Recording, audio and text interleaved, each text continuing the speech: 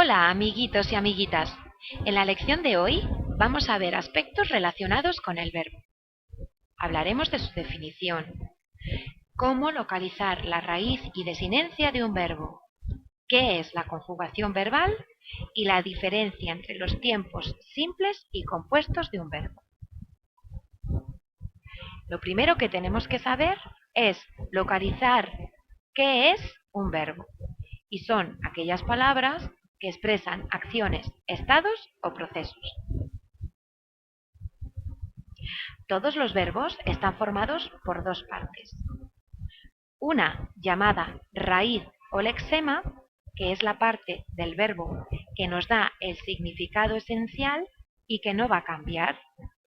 Y otra parte se llama desinencia o morfema, que se le añade a la raíz para indicarnos la siguiente información: la persona que realiza la acción, el número, el tiempo, el modo o el aspecto, lo que se denominan los accidentes del verbo, que veremos en la próxima lección. Para averiguar la raíz y la desinencia de un verbo es necesario tomar la forma verbal, como por ejemplo pintábamos, colocar su infinitivo, pintar, y separar el infinitivo en dos partes. La terminación es la desinencia y la otra parte es la raíz. ¿Qué es la conjugación verbal? Pues es el conjunto de formas verbales que tenemos para nombrar un verbo. En castellano, todos los verbos se agrupan en tres conjugaciones. Aquellos que pertenezcan a la primera conjugación son los infinitivos, que su terminación es ar.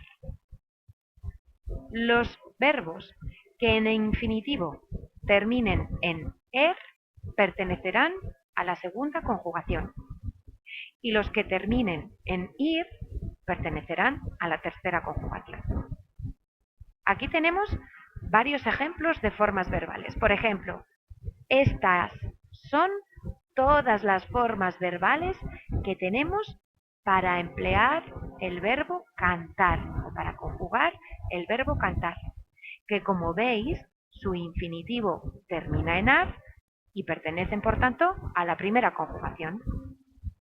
O todas las formas verbales del verbo temer, que como veis su infinitivo termina en er y pertenece a la segunda conjugación. O todas las formas verbales para emplear el verbo partir, que pertenece a la tercera conjugación, porque acaba en ir. Todas las formas verbales son necesario agruparlas y se agrupan de dos maneras: tiempos simples y tiempos compuestos, o formas verbales simples y compuestas. Las simples son aquellas en las que aparece un solo verbo, y las compuestas, como bien indica la palabra, están formadas por dos: por el verbo haber y por el participio del verbo que se está conjugando. Aquí tenemos varios ejemplos. He nadado. El verbo haber lo he rodeado y el participio del verbo nadar lo he subrayado. Otro ejemplo: habrán comido. El verbo haber está rodeado y el participio del verbo comer está subrayado. Ha corrido. El verbo haber y el participio del verbo correr. ¿Veis? Así de sencillo. Formas simples, un solo verbo. Formas compuestas, el verbo haber más el participio del verbo que se conjuga. Y esto es todo por hoy.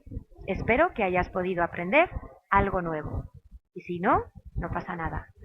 Reproduce el vídeo otra vez y así te quedarás con ello. Ahora vamos a practicar.